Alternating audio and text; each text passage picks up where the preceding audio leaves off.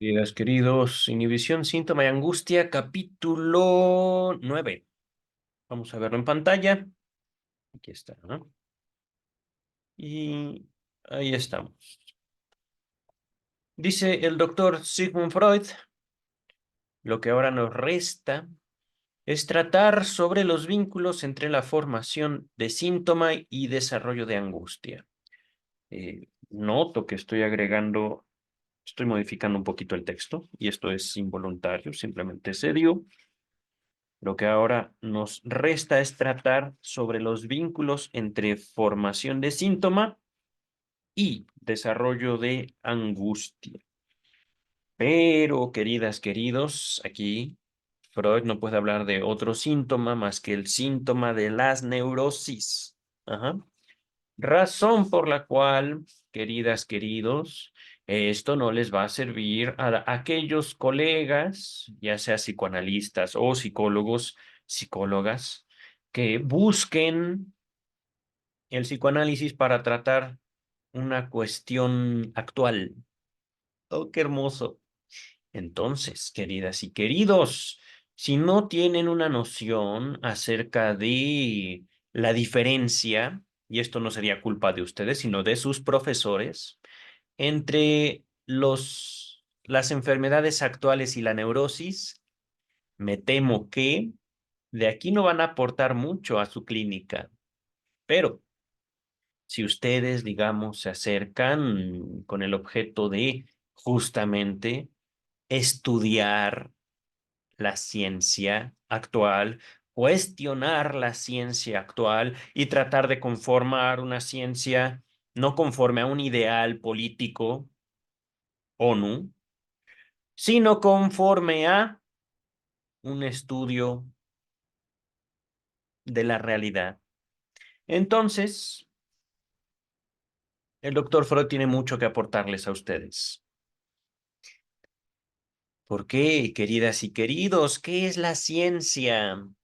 Y esto no lo dice el texto, esto lo digo yo, lo pregunto yo. Podemos acercarnos desde el principio y decir, el psicoanálisis no es ciencia. Bueno, ¿qué es ciencia?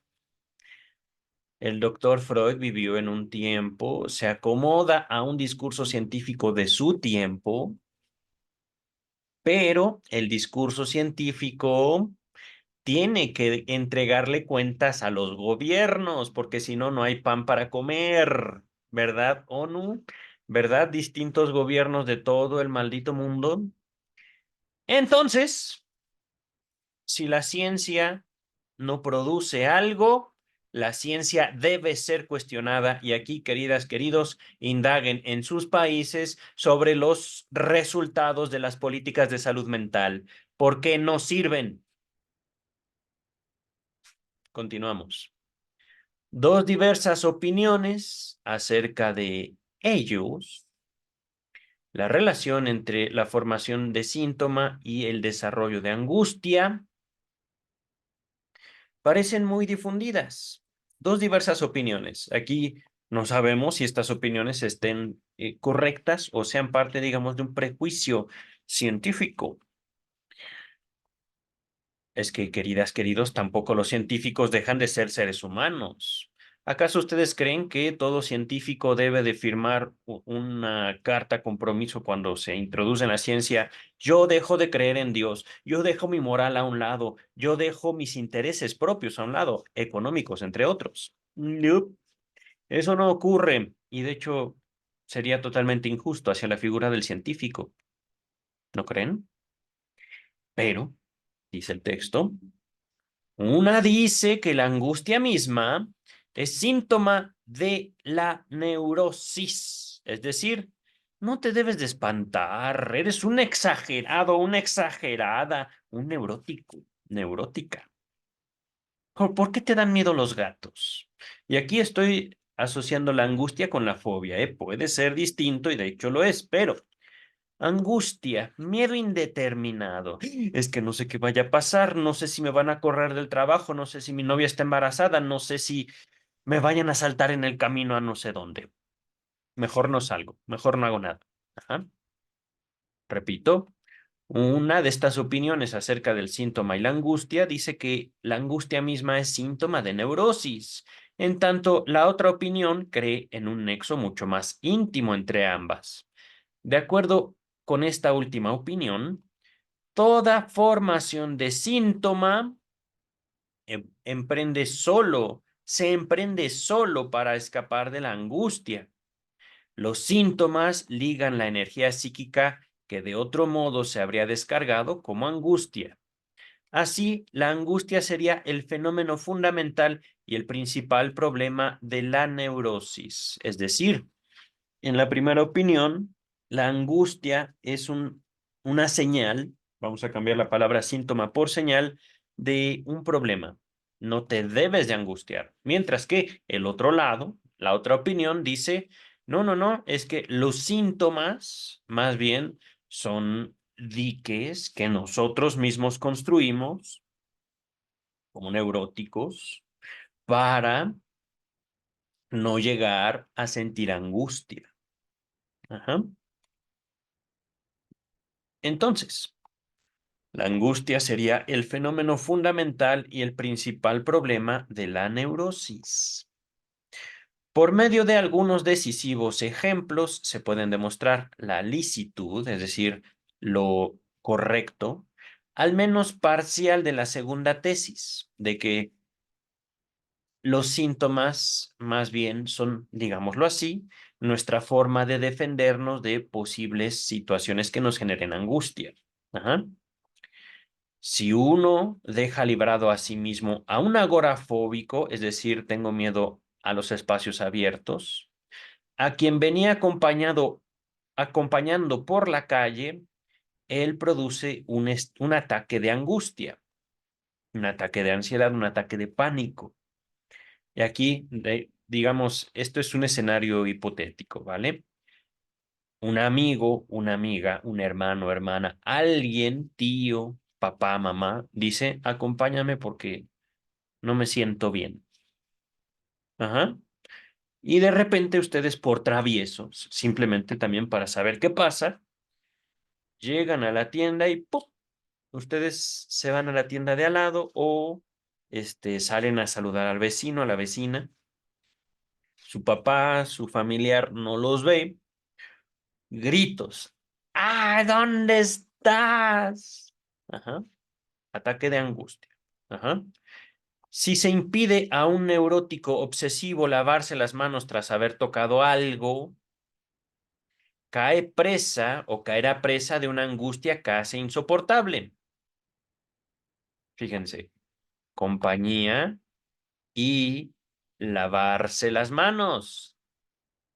Cosas cotidianas, ¿no creen? Pero en ambos casos son llevadas a cabo para no entrar en miedo, para no tener cosquillitas en la panza, para no sentirse mal con uno mismo. Ujú. Dice el texto. Es claro, por consiguiente, que ambas condiciones, la de ser acompañado y la acción obsesiva de lavarse, tenían el propósito y también el resultado de prevenir tales estallidos de angustia. En este sentido, puede llamarse síntoma también toda inhibición, prohibición, limitación que el yo se imponga un no, pero que no viene de afuera, es una inhibición, una prohibición que viene de adentro. Ajá. Es que no voy a pensar eso, no tengo que pensar eso, porque si no, puede pasar. Ajá. Dice el texto, puesto que hemos reconducido el desarrollo de angustia a la situación de peligro, preferimos decir que los síntomas se crean para sustraer de ella al yo, de la situación de peligro, ¿vale? Es decir, los síntomas son una creación del yo para sustraerse, para evitarse una situación de peligro que solo el yo ve. Por eso, cuando preguntamos a la familia, La familia tiene mil y un cosas para cuestionarnos, pero nosotros decidimos, nosotros nos formamos, nosotros elaboramos nuestros propios valores. Pero ahorita continuamos, ¿vale? Si se obstaculiza la formación de síntoma, el peligro se presenta efectivamente, o sea, se produce aquella situación análoga al nacimiento, ahorita hablamos de esto, en que el yo se encuentra desvalido. Ah, bueno, ya, aquí se aclaró. Frente a la exigencia pulsional en continuo crecimiento. Es decir, no está mal nacer, queridas y queridos. Lo que se siente horrible es la impotencia. Lo que se siente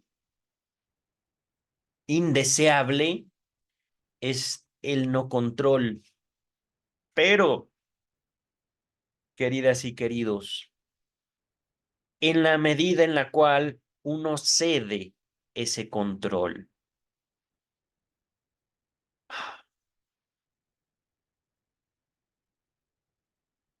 es más apto para vivir. Una pequeña observación, nada más termino este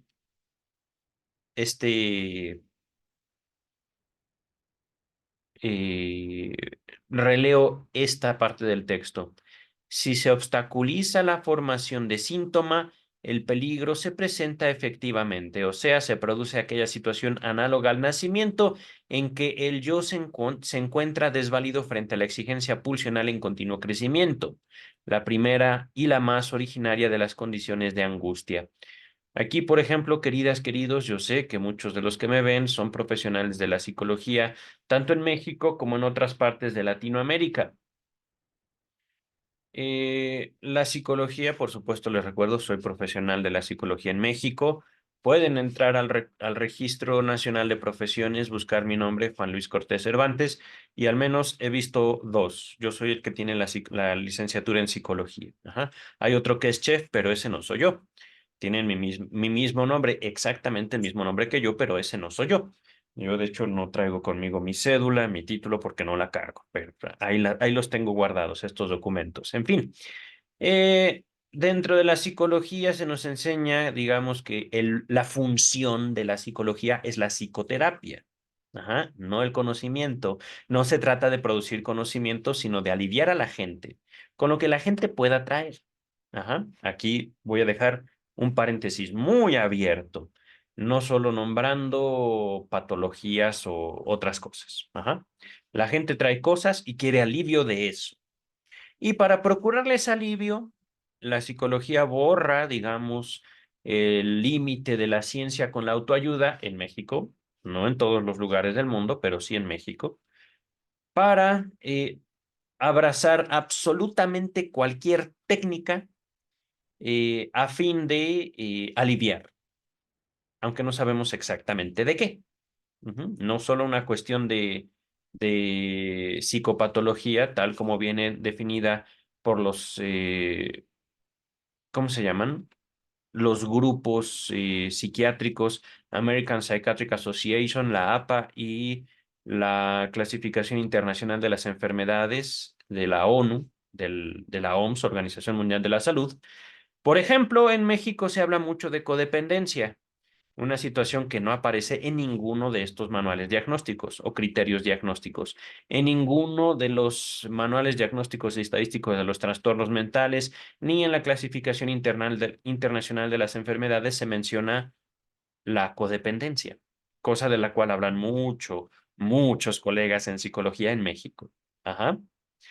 Pero la codependencia parece ligada al decir de los pacientes y ligada al discurso de Alcohólicos Anónimos, que es de donde nace esa asquerosa palabra de codependencia. Ajá, asquerosa palabra. Pero cuando abordamos, por ejemplo, la situación emocional de los psicólogos al momento de someterse a una demanda, hay estallidos de angustia. que llevan a los psicólogos, a las psicólogas, a buscar desesperadamente absolutamente cualquier herramienta, incluido el psicoanálisis. Besitos a ustedes, queridas y queridos. Entonces, primera condición para que haya un análisis.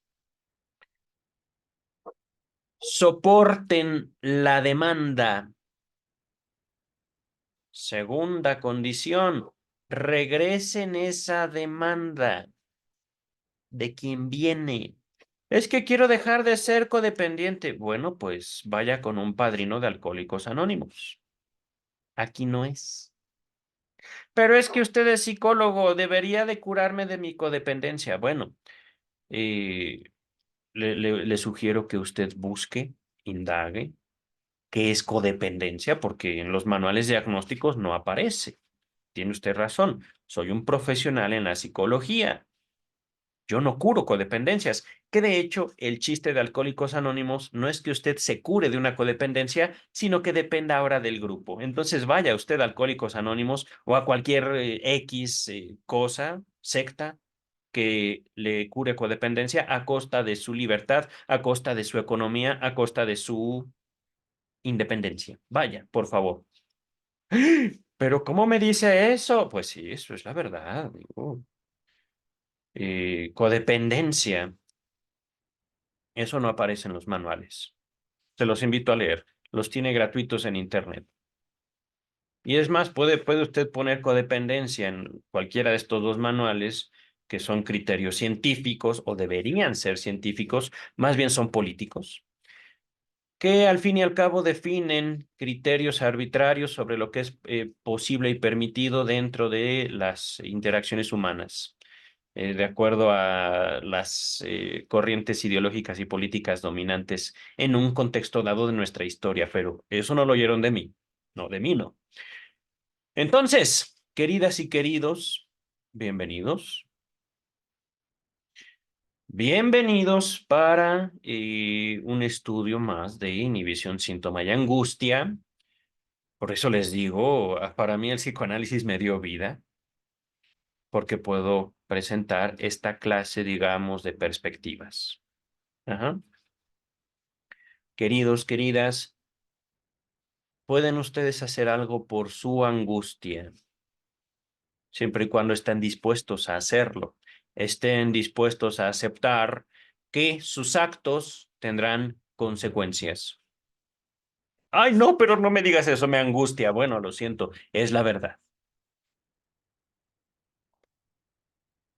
Angustia. Angustia es situación de peligro. Ujú. Y si ustedes no quieren ver los peligros a los cuales estamos expuestos, ya sea como profesionales de la psicología o como psicoanalistas o como científicos o como seres humanos vivos, siquiera, entonces identifiquen que la angustia per se no es algo malo. La culpa per se no es algo malo. El miedo no es algo malo. Sentir no está mal. Ah, no, pero, pero, ahí está el texto. ¿Ustedes creen que, supongamos, es que eres un exagerado, eres una exagerada, no tienes que tener miedo, es un perrito? No es necesario que la gente viva sin miedo. Es verdad. Habrá gente que, por sus angustias, deje de vivir, pues ellos adquirirán otras formas de vida. Cuando digo dejen de vivir, no me refiero a hacerse daño, quiero ser específico. Dejar de vivir es dejar de trabajar, dejar de estudiar, dejar de conocer gente, ajá, dejar de buscar. Ujú. Puede ser que al dejar de buscar, emprendan búsquedas por otro lado. Ajá. No me refiero con dejar de vivir a hacerse daño a uno mismo. Eso es distinto. Ajá. Que de hecho sería interesante un estudio sobre la angustia en relación al suicidio. Sería fascinante algo así. ¿Por qué? Muchas veces los actos se limitan por angustia. Entonces, una angustia puede defendernos personalmente de hacernos daño. ¿Por qué? Porque no sabemos, por ejemplo, y esto podría sonar ridículo, pero así se presenta, si Dios no nos vaya a dejar entrar al cielo porque nos hemos hecho daño a nosotros mismos. Ajá. Otra angustia que podemos decir es que es ridículo. Bueno, hay gente que piensa más allá de lo que ustedes quieran, más allá de lo que ustedes consideren lógico. La lógica es de cada uno, no es de la filosofía. La filosofía no es la religión de la lógica. Cada uno tenemos derecho a pensar y a sentir lo que sea. Pero creo que es justo también dentro de todo este, ¿cómo decir? Caos de nuestras emociones, buscar adquirir poder,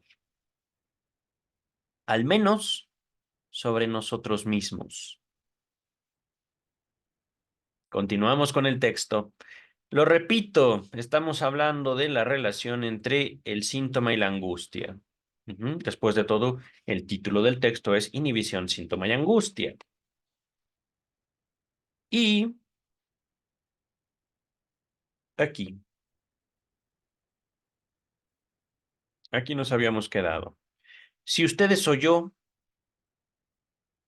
evitamos que alguien llegue a ser esa inhibición que podemos nombrar como exagerada, porque si no te lavas las manos no te vas a morir, papá, te lo juro. ¿Por qué? Si no me ves cuando salgo a acompañarte a la tienda, mamá, o hermano, hermana, pareja, no creas que no te amo, estás exagerando. Ajá.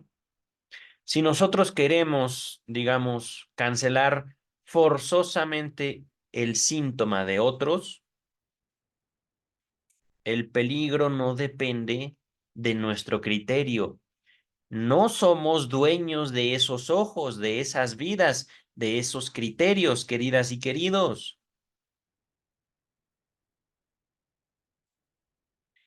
Para ellos, no lavarse las manos,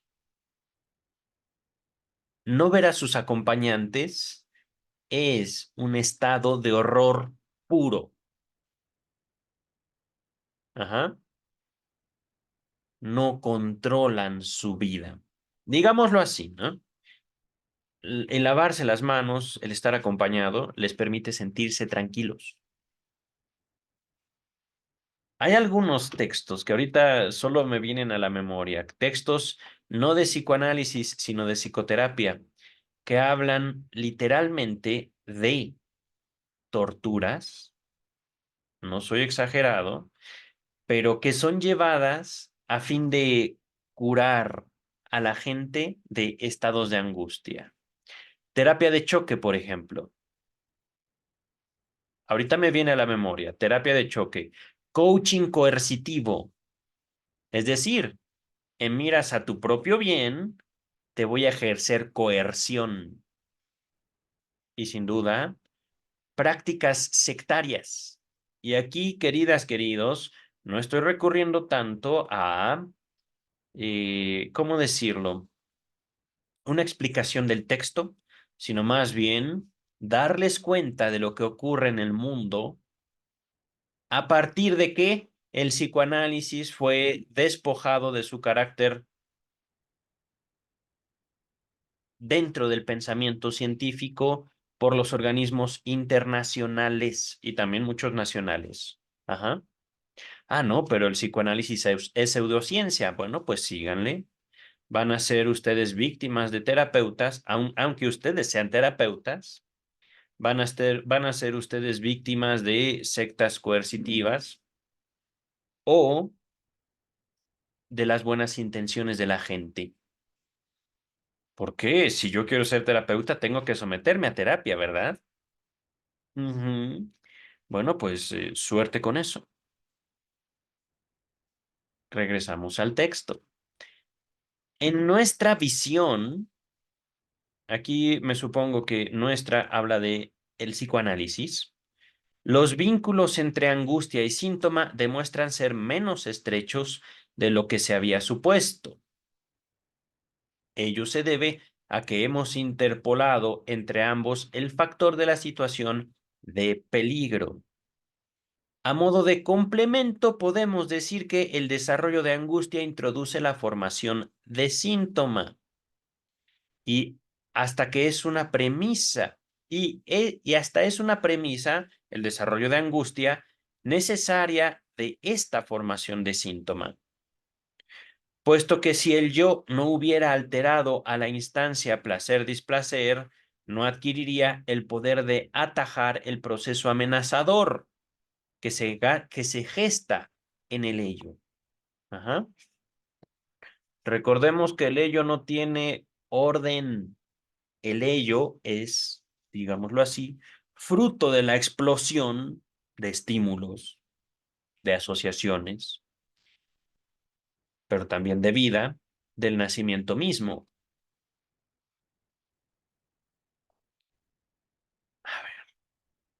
Entonces,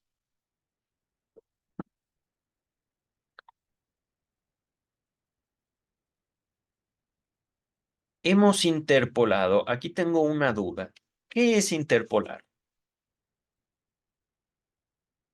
Interpolar. Según Wikipedia, en el subcampo matemático del análisis numérico, se denomina interpolación a obtención de nuevos puntos partiendo del conocimiento de un conjunto de puntos. Podremos, a ver, voy a buscarlo como sinónimo. Interponer, intercalar, insertar,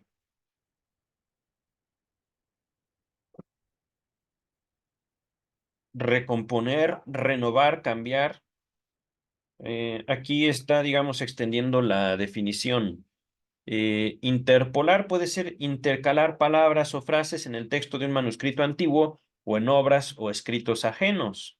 Otra definición, interrumpir o hacer una breve intermisión de la continuación de algo y luego volver a proseguirlo. Es decir, podemos decir que fruto del análisis, podemos asociar, podemos también observar el factor de la situación de peligro y la relación que tiene tanto con la angustia y el síntoma. Ajá.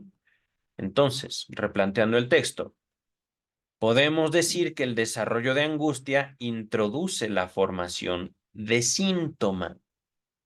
Veo un peligro, desarrollo angustia, que no está mal sentirla, y creo yo un síntoma.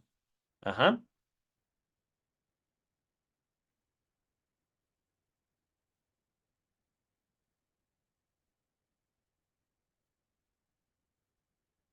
Puesto que si el yo no hubiera alterado a la instancia placer-displacer, no adquiriría el poder de atajar el proceso amenazador. Ajá.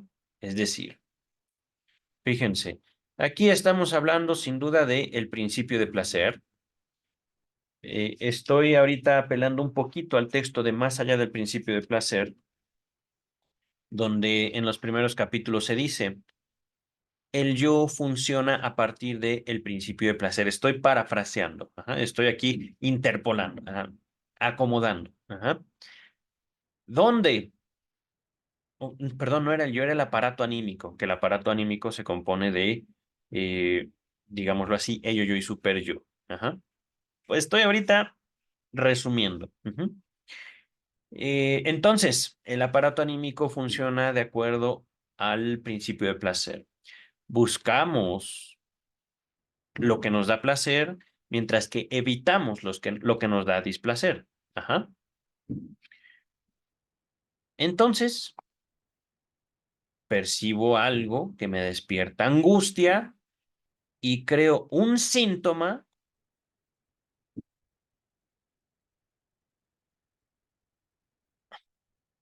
Creo que he leído aquí mal. Creo que lo he leído alterado y es alertado. Ujú. Podemos entonces entender que la angustia es una formación inmediata de displacer.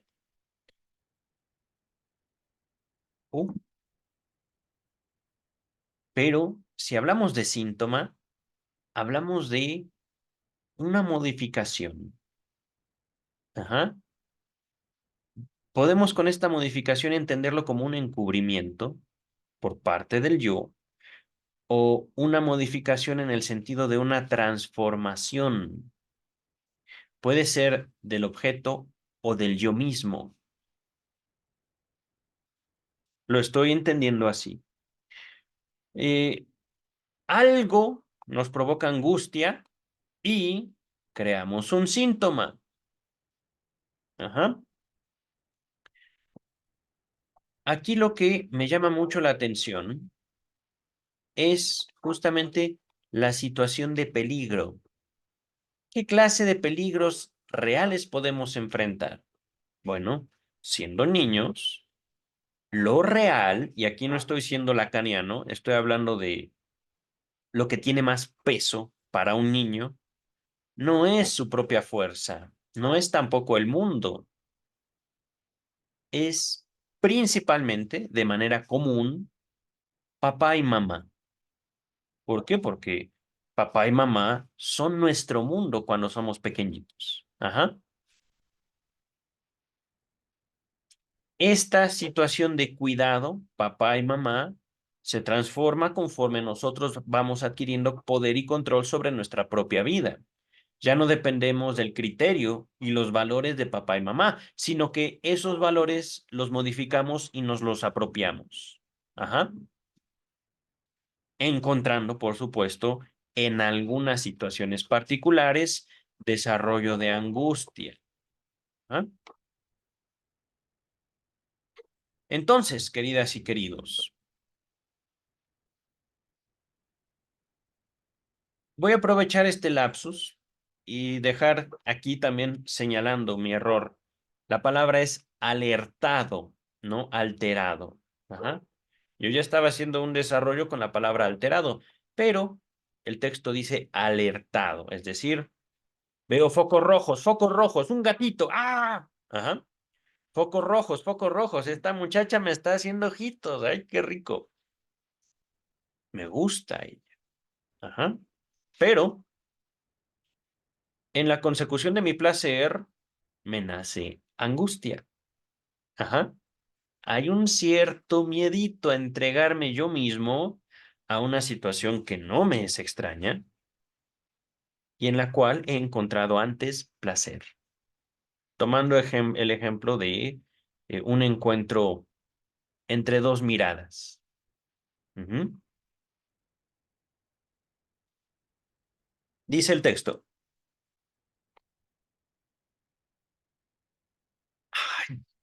lo entendí de una manera,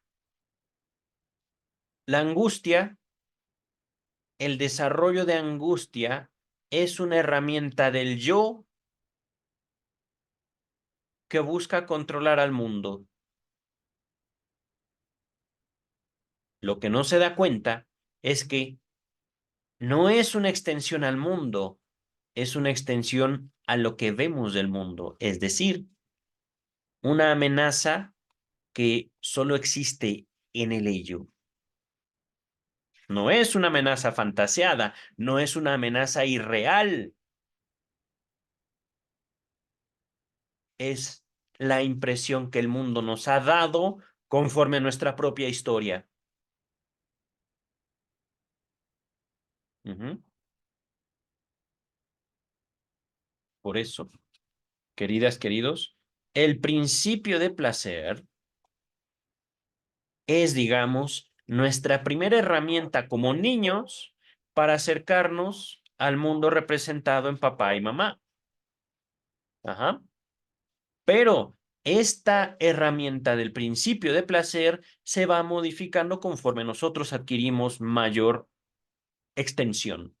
Nuestro yo se amplía, digámoslo así. Nuestro yo se forma, justamente desarrollando angustia. ¿Por qué? Porque ya no está papá y mamá.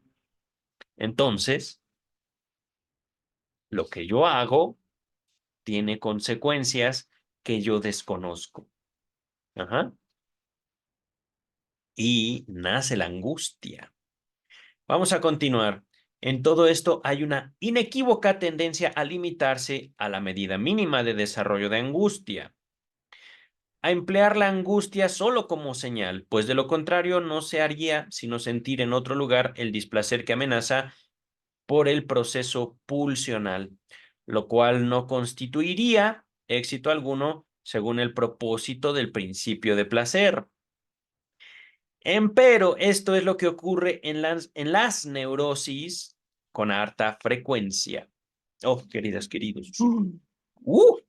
Y creo que mis observaciones han sido puntuales en la medida que al menos a mí me queda claro esta parte del texto. Si ustedes tienen alguna duda, pueden plantearla en la caja de comentarios o incluso escribirme un correo electrónico. Ajá. Dice el texto. La formación de síntoma tiene, por lo tanto, el efectivo resultado de cancelar la situación de peligro. Posee dos caras. Una que permanece oculta para nosotros y produce en el ello aquella modificación por medio de la cual el yo se sustrae del peligro, pero un peligro que viene del ello, es decir, la otra parte del yo. Ajá. La otra cara, vuelta hacia nosotros, nos muestra lo que ella ha creado en reemplazo del proceso pulsional modificado, la formación sustitutiva. Es decir, el síntoma nos da algo. Recurriendo al lenguaje de la interpretación de los sueños, el síntoma ya es en sí mismo, por sí mismo, una satisfacción.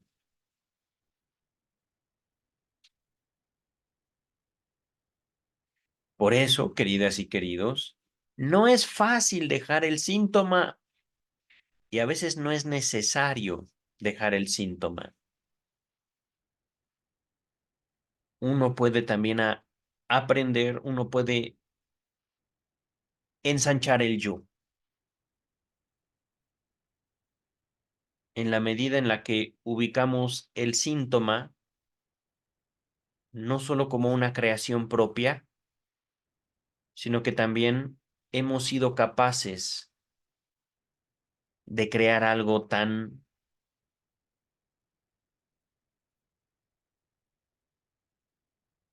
funcional,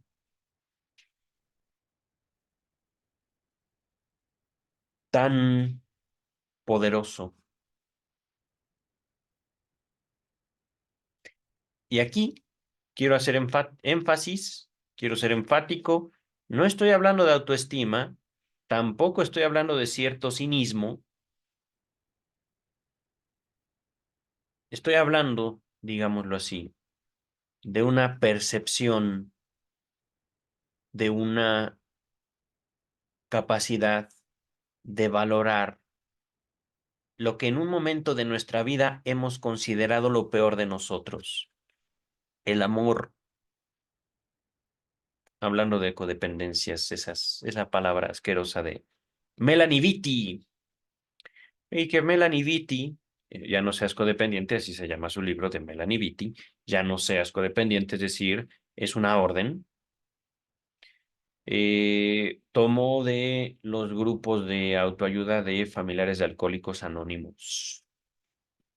Dice el texto, sin embargo, deberíamos expresarnos de manera más correcta, adscribiendo al proceso defensivo lo que acabamos de enunciar acerca de la formación de síntoma y empleando la expresión formación de síntoma como síntoma de, entre comillas, formación sustitutiva.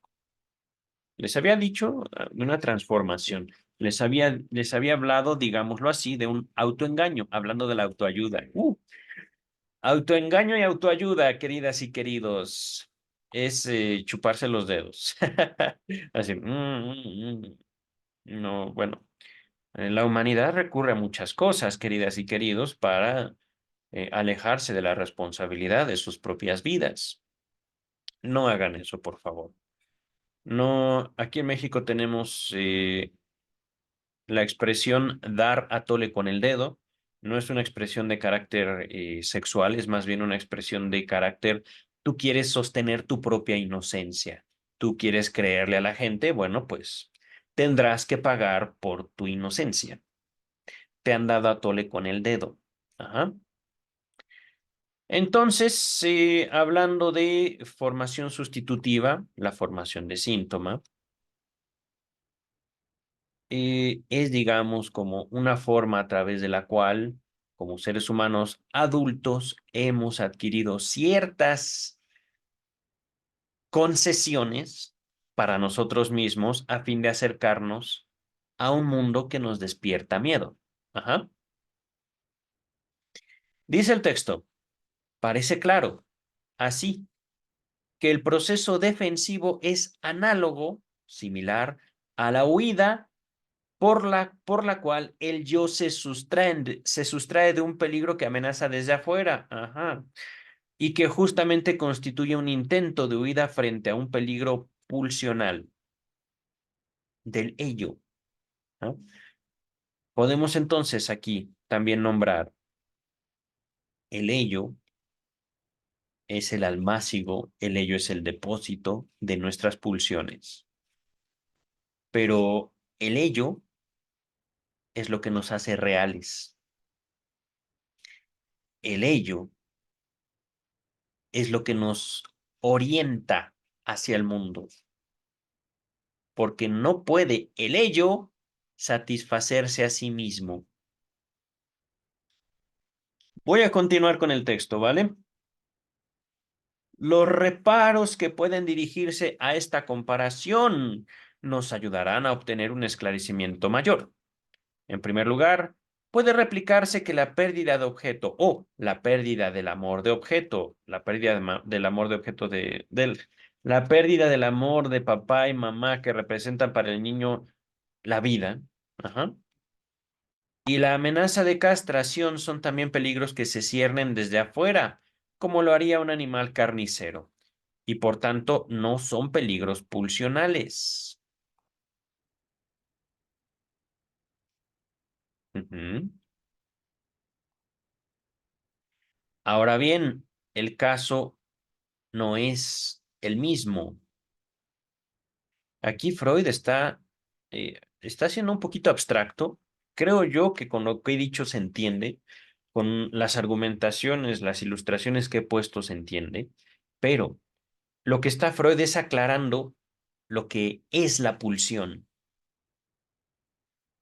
El lobo nos atacaría probablemente sin importarle nuestra conducta.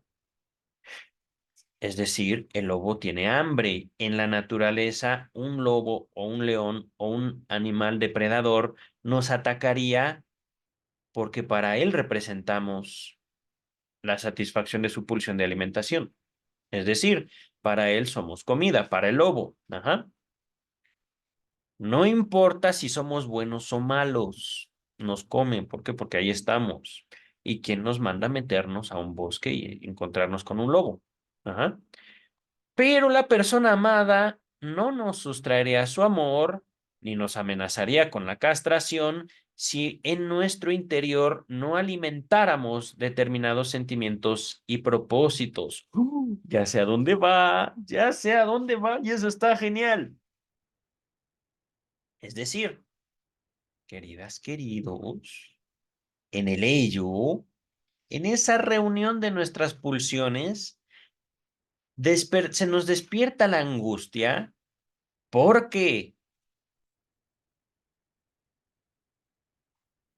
determinados sentimientos y propósitos de los cuales no somos conscientes, no los podemos percibir más que por pequeños detalles de nosotros mismos, apuntan en contra, primero, de papá y mamá, y segundo, de básicamente todas las personas con las cuales establecemos algún tipo de contacto, desde maestros, amigos, parejas, amantes, jefes, compañeros, etcétera.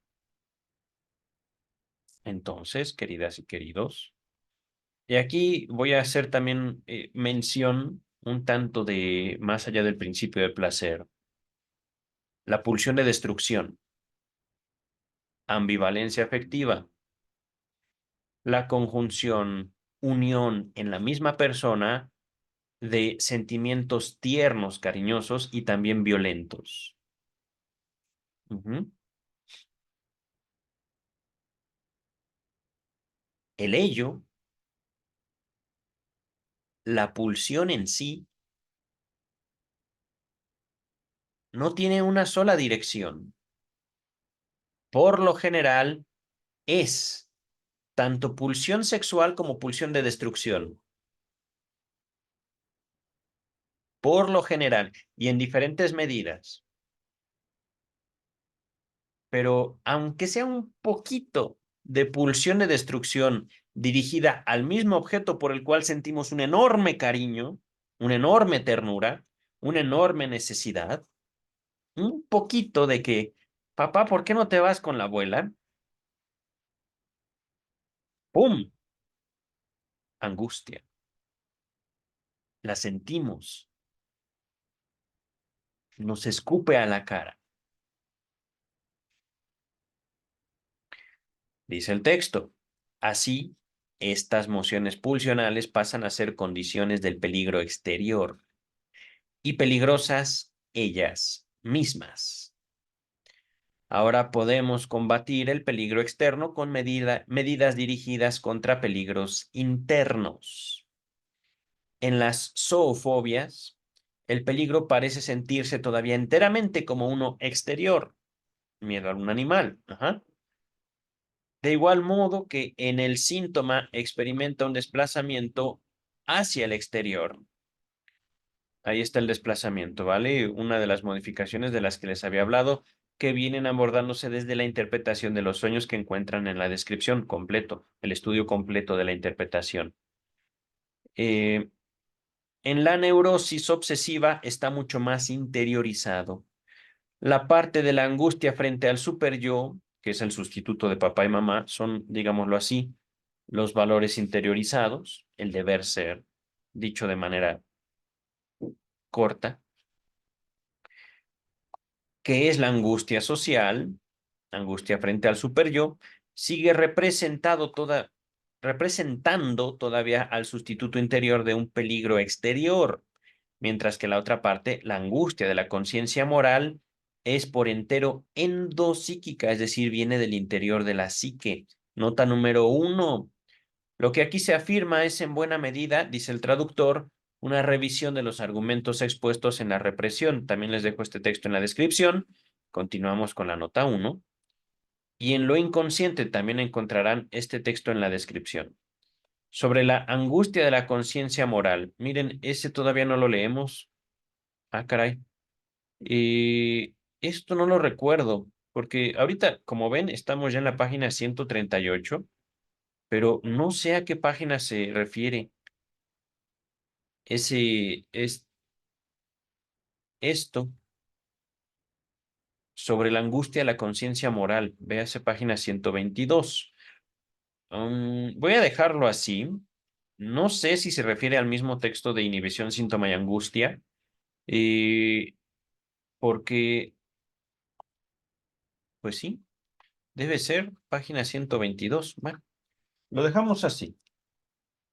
Al final, esta clase de arrebatos explicativos viene de parte del traductor, no del autor del texto, ¿vale?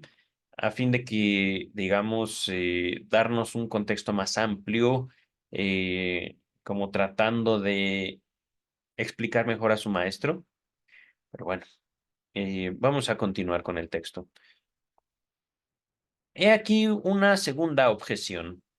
En el intento de huida frente a un peligro exterior amenazador, no hacemos otra cosa que aumentar la distancia en el espacio entre nosotros y lo que nos amenaza, ¿ok? No nos ponemos en pie de guerra contra el peligro. No buscamos modificar nada en él, como si lo hacemos en el otro caso, cuando soltamos un garrotazo al lobo o le disparamos con un arma. Ahora bien, el proceso defensivo parece obrar más de lo que correspondería a un intento de huida. En efecto, interviene en el decurso pulsional amenazante, lo sofoca de algún modo, lo desvía de su meta y por ese medio lo vuelve inocuo. Esta objeción parece irrefutable. Debemos dar razón de ella. Opinamos que sin duda existen procesos defensivos que con buen derecho pueden ser comparados a un intento de huida, pero en otros el yo se pone en pie de guerra de manera mucho más activa y emprende enérgicas acciones contrarias. Esto suena mucho a una neurosis obsesiva. Dice el texto, esto claro está, siempre que la comparación de la defensa con la huida no se invalide por la circunstancia de que el yo y la pulsión del ello son partes de una misma organización. Ajá. Y no existencias separadas como el lobo y el niño, de suerte que cualquier conducta del yo forzosamente ejercerá un efecto modificador sobre el proceso pulsional. El estudio de las condiciones de angustia nos llevó a transfigurar de acuerdo con la ratio, es decir, de acuerdo con una medida, por así decir, la conducta del yo en el proceso de la defensa. Cada situación de peligro corresponde a cierta época de la vida o fase de desarrollo del aparato anímico y parece justificada para ella. En la primera infancia per- per- no se está de hecho pertrechado para dominar psíquicamente grandes sumas de excitación. No sé qué significa esta palabra, nunca la he usado. Que lleguen de adentro o de afuera. Lo que entiendo es que siendo niños no podemos ocuparnos de grandes desafíos. Ajá. Sumas de excitación, es decir, siendo un niño, puedo manejar únicamente ciertos estímulos, ciertas experiencias, de acuerdo a mi edad. Ajá. Eso es lo que estoy entendiendo. No creo necesario. Si ustedes gustan, pueden buscar qué es pertrechar. A ver, vamos a ver. Vamos a darnos ese permiso. Pertrechar. Aquí está la definición de pertrechar, abastecer de pertrechos. Disponer o preparar lo necesario para la ejecución de algo. Una preparación. No estamos preparados para dominar psíquicamente grandes sumas de excitación que lleguen de adentro o de afuera. Y cuando aquí me llama la atención, no estamos preparados. No podemos, pienso yo, incluso concebir. Me vienen varios ejemplos. Uno de ellos sería la muerte de alguno de los padres. Y no solo en cuestión de, digamos, de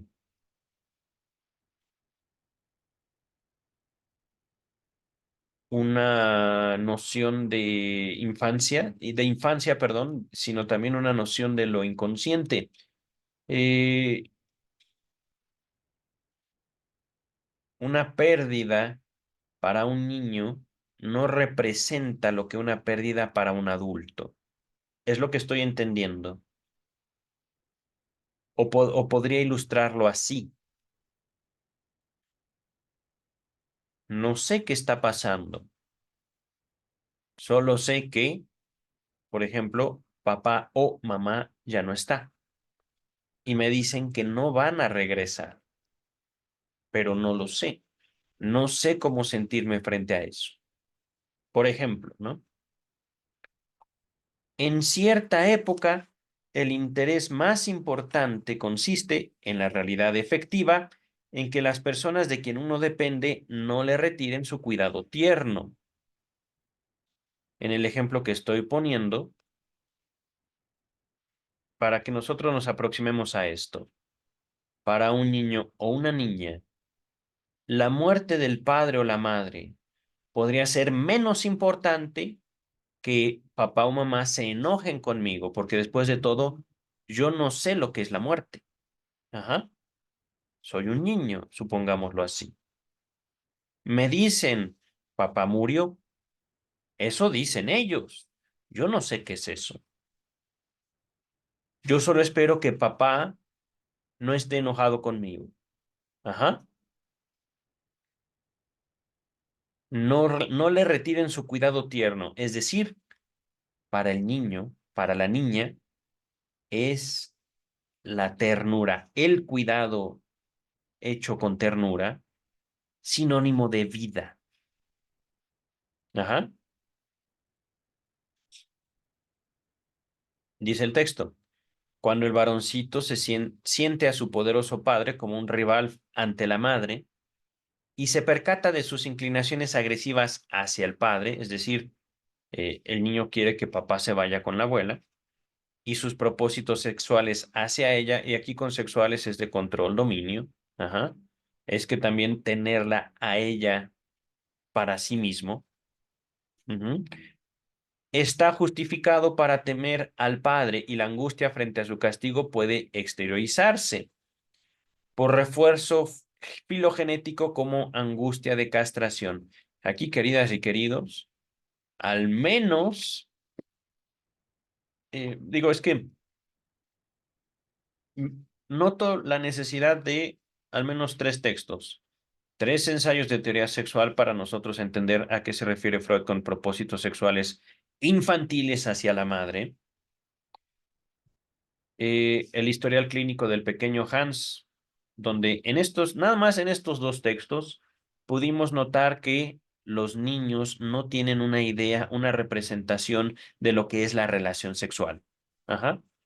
Con esto quiero decir, no nacemos sabiendo qué hacen papá y mamá para tener hijos. Eso es un conocimiento que se adquiere. Ujú. Esto también quiere decir que no en pocas ocasiones la investigación que emprenden los niños para saber cómo llegan al mundo les aporta efectivamente ese conocimiento que es muy distinto a que los niños quieran tener relaciones sexuales con papá y con mamá porque traemos ese conocimiento genéticamente. Eso no es así. Ajá. Entonces, les había mencionado tres textos, ya mencioné dos. Tres ensayos de teoría sexual, el historial clínico del pequeño Hans y Tótem y Tabú. Ajá. Para podernos aproximar a esto, que ahorita, salvo creo que esta mención,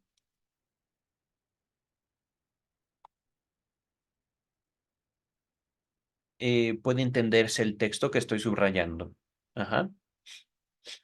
Es decir, yo quiero lo que papá tiene, pero para tener lo que papá tiene que dejar de estar ahí.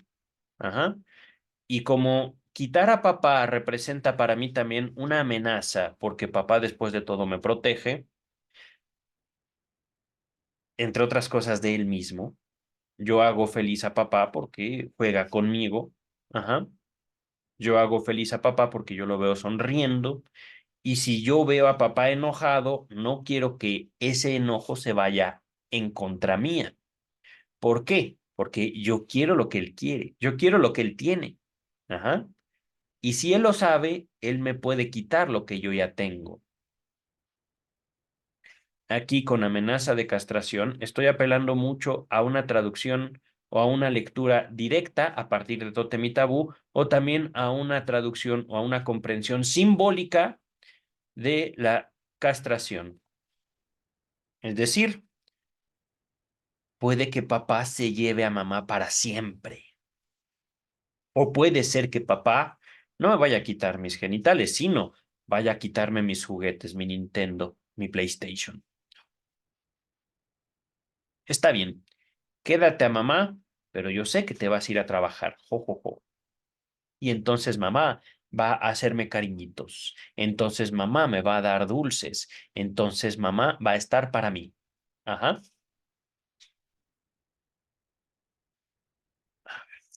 Dice el texto.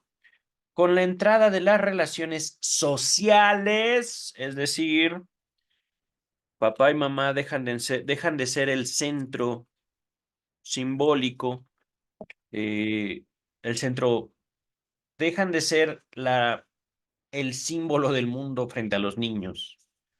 Mamá y papá dejan de ser los únicos cuidadores y puede ser también que yo ya no necesite tantos cuidados.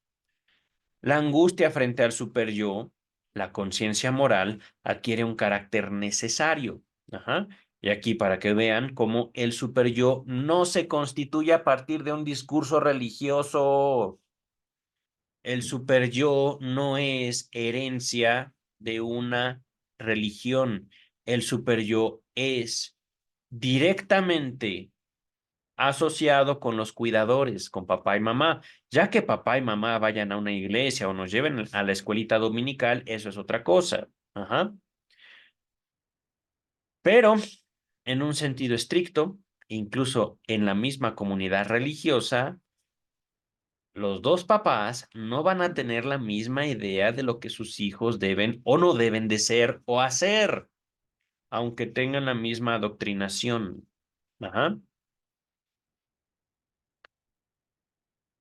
Por ejemplo, supongamos una familia de cualquier religión, pero en la cual el papá está en contra de que sus hijos vean televisión.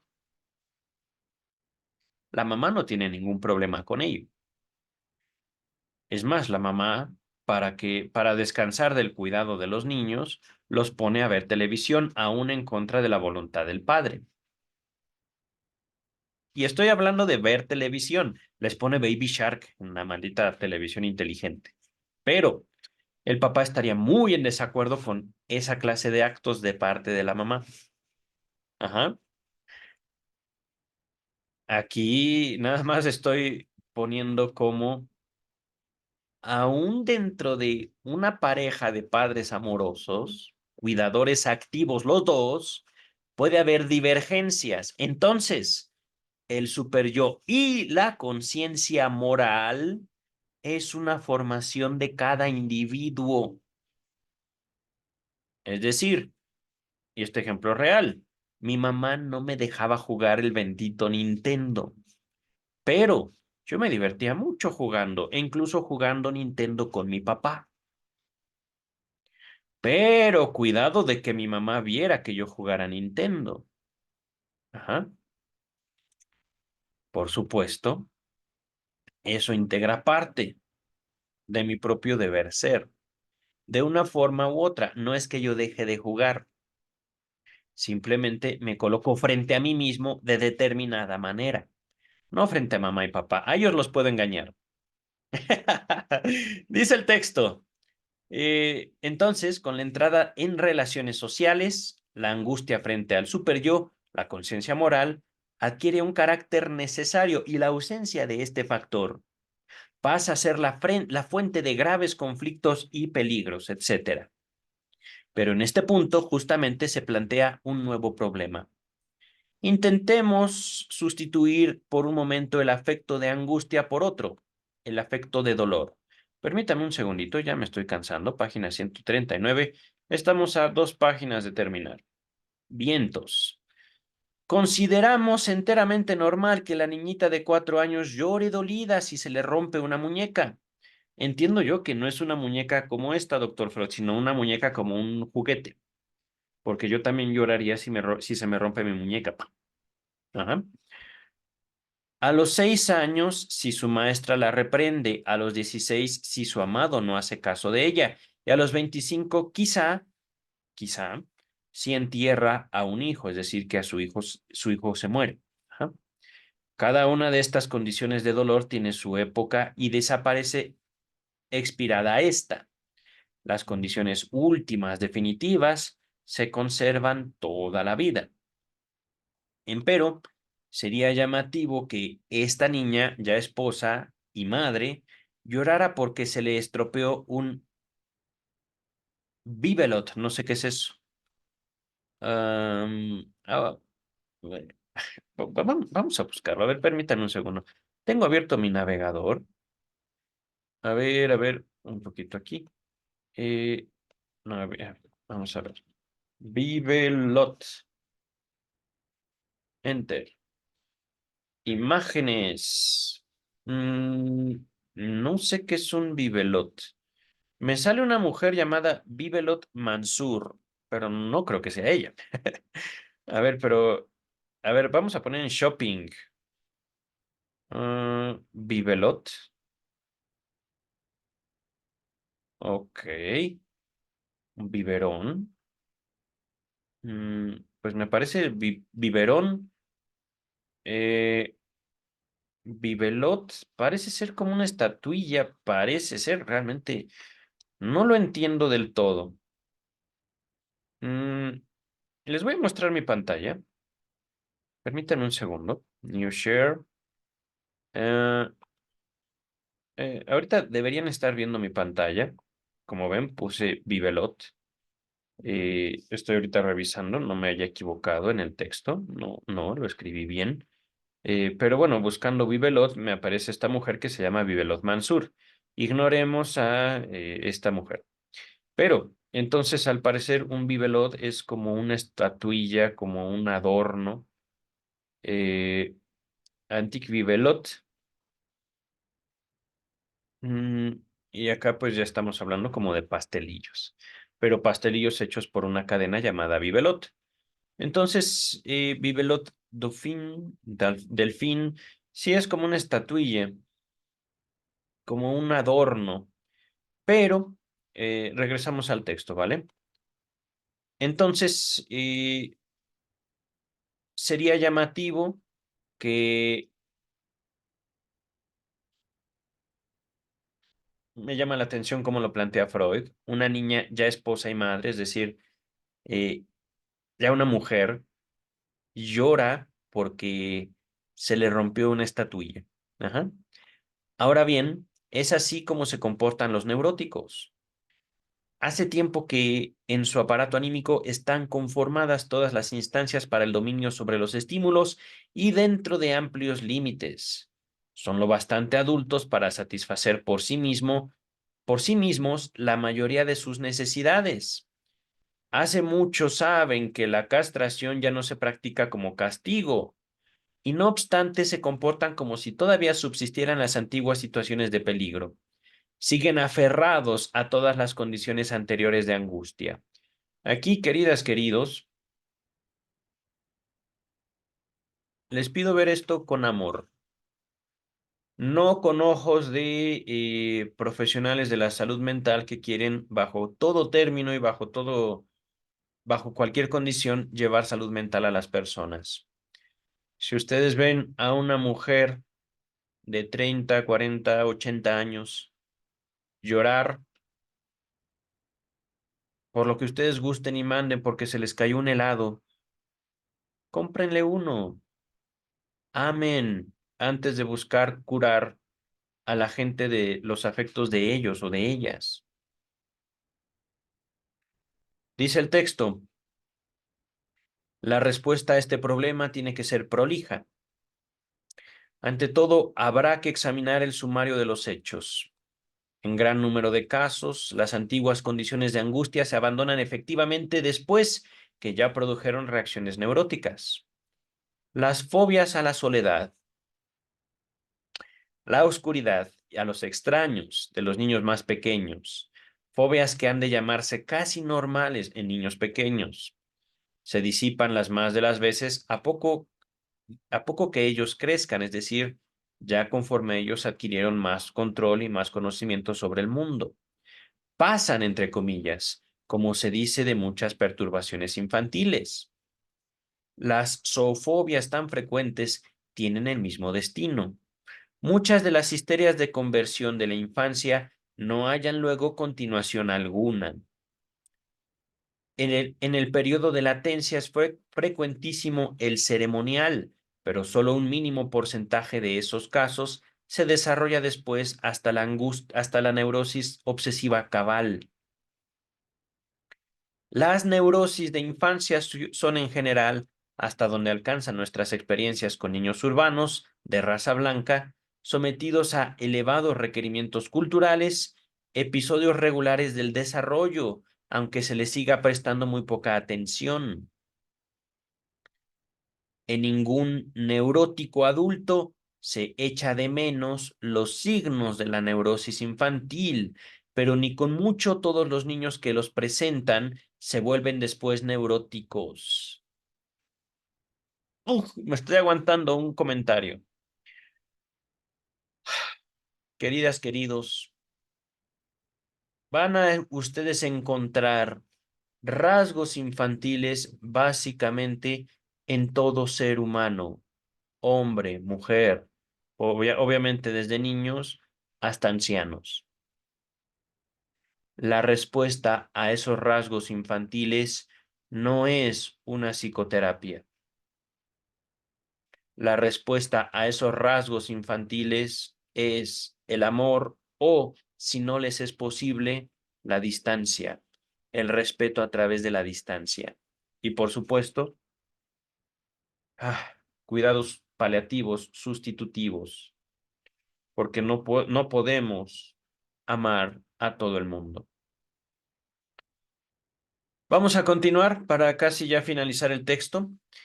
No sin antes una recomendación. Esta recomendación es de un anime que al menos ha sido mi delicia durante el último año, el 2023. Bocchi the Rock.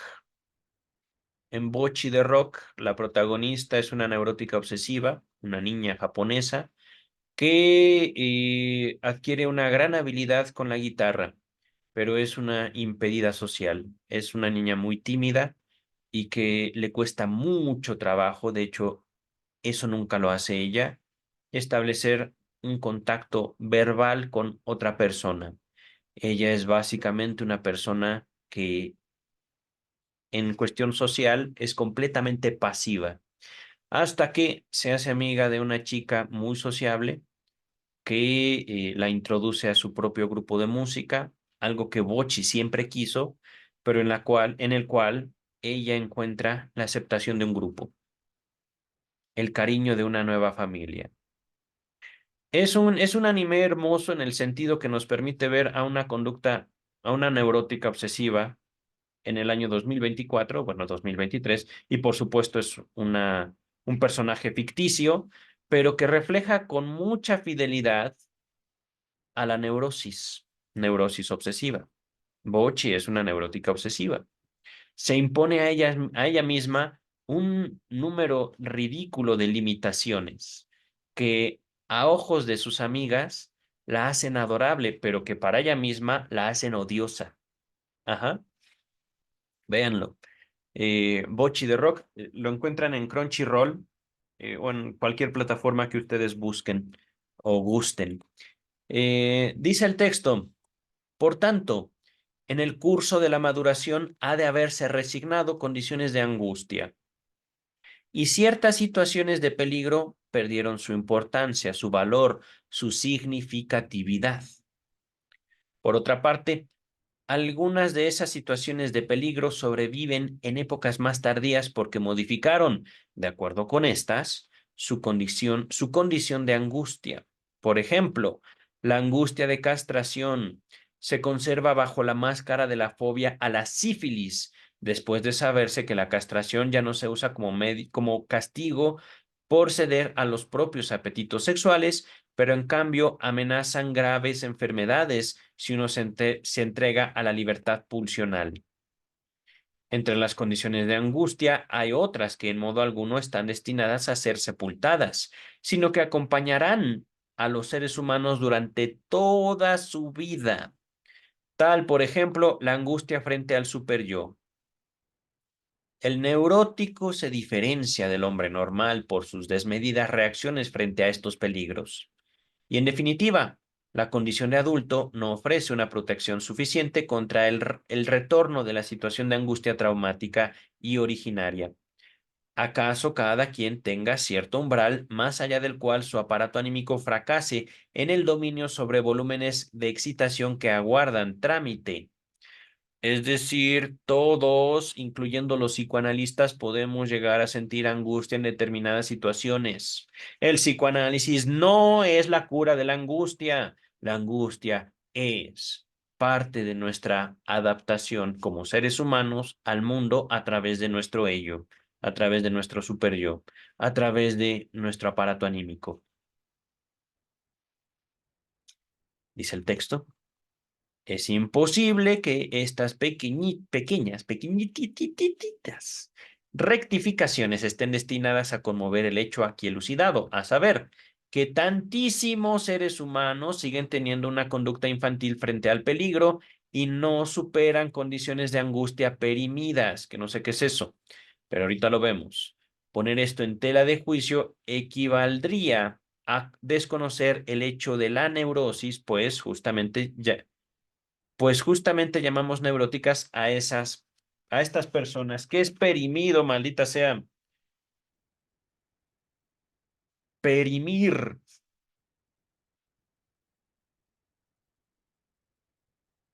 ¿Ya? ¿Esto?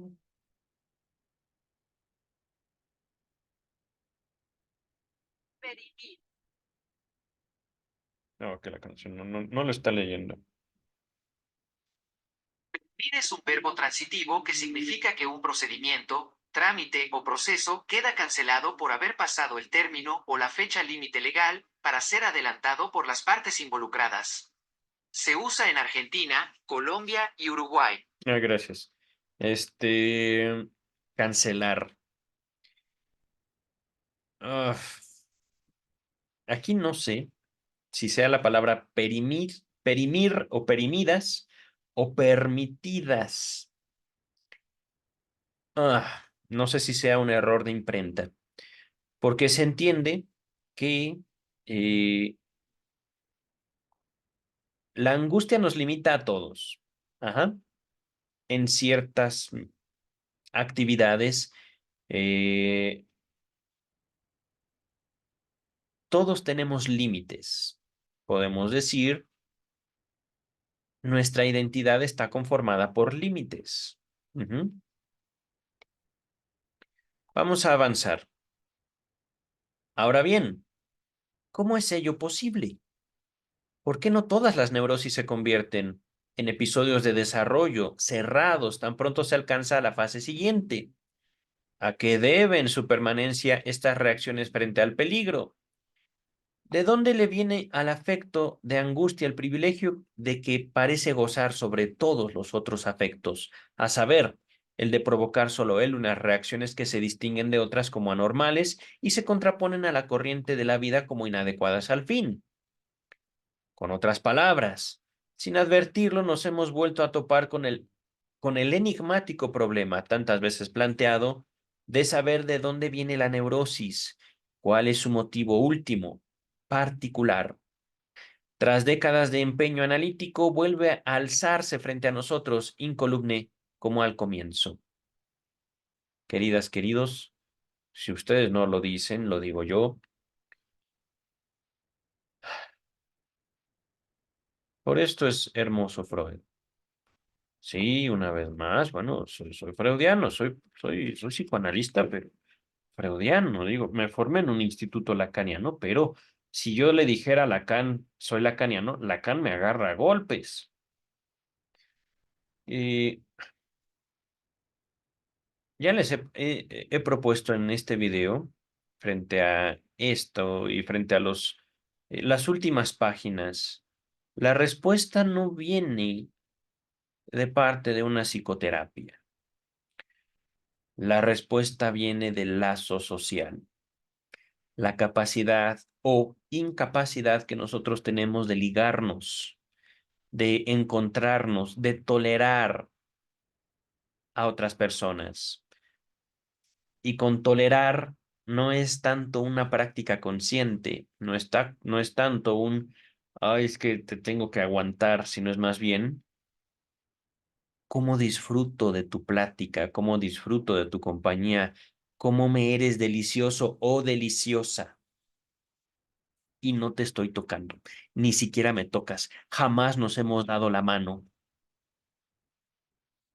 He ahí, queridas y queridos, una respuesta a la neurosis inspirada no solo por la lectura de Freud, sino por mi experiencia dentro del psicoanálisis. Y no estoy invitándolos aquí a otra cosa, digamos, sino acercarse a un diván. ¿Pueden amar ustedes? Yo no lo sé. Yo sí amo.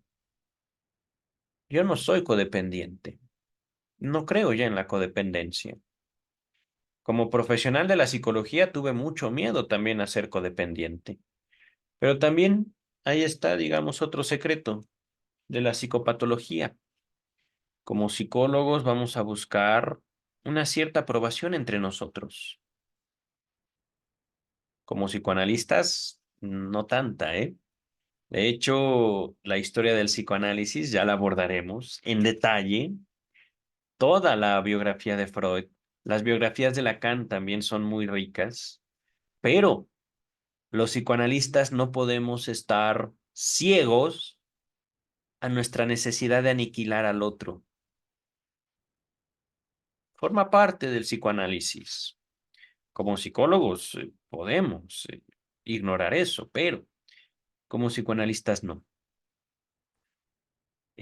Porque, al menos es mi abordaje del psicoanálisis, yo no busco ser bueno, porque independientemente de los sacrificios que yo haga, voy a ser condenado por el otro. ¿Verdad? Redes sociales, espacio universal de condenados por nuestros semejantes. Ay, queridas y queridos, vamos a dejar hasta aquí. Estamos ya casi finalizando. Este es el penúltimo capítulo de Inhibición, Síntoma y Angustia, el capítulo 10. Son 11 y creo que hay apéndices, pero llevamos un buen trabajo hasta el momento. Espero estar terminando Inhibición, Síntoma y Angustia hacia la primera semana de febrero del 2024.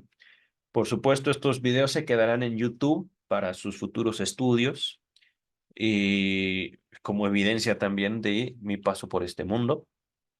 Mientras, queridas y queridos, nos vemos en el próximo video, Inhibición, Síntoma y Angustia, capítulo 10. Bye.